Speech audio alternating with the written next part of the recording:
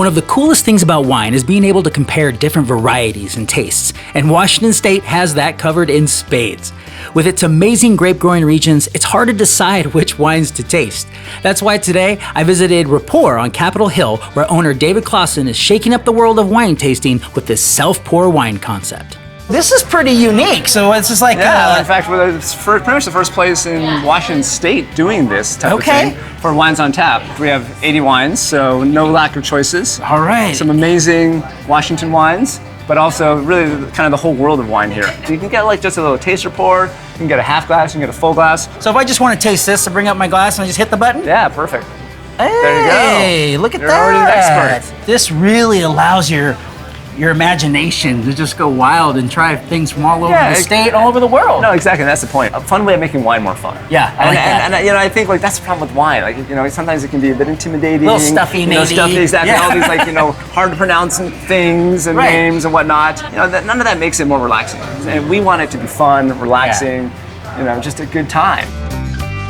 You happen to have wandered past one of our high-end real estate sections, you might say. These are rare wines. Some of these bottles are $100, $200, $500, what have you. Right. And there's a chance, like, even if you don't get a full glass, you can get a little taster pour.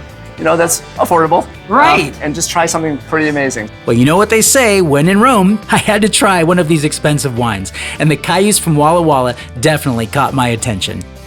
Wow. It's very fragrant. It almost has like a minty kind of brightness to it. If you want to try a $500 bottle of wine, but you just can't do it, come here, get yourself an ounce or two, and then you can say you've tried it. So this is a super cool sparkling wine from a winemaker called J. Anderson. Nice. This one is actually part wine, part cider. Okay, well. Made actually, in this case, not with apples, but with pears, and then Riesling grapes of all things. Let's check this out. So let's give it a try. Oh, look at that. First of all, cheers. Cheers. What I like to say, my highest compliment, highly drinkable. Well, and dangerously drinkable. Even better.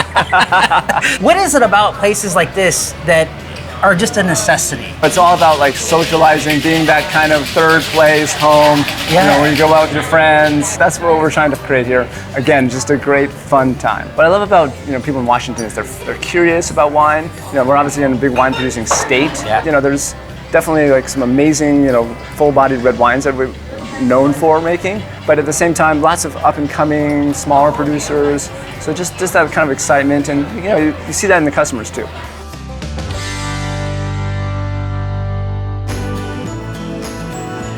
See these barrels behind me? How many bottles do you think each one of these holds? I'll let you know right after the break.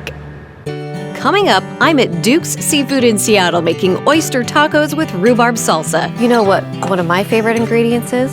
Wine. I mean, it's a good ingredient. That's for sure. Good ingredients. And we're in the kitchen at Second Harvest trying Chef Laurent's homemade Boursin cheese.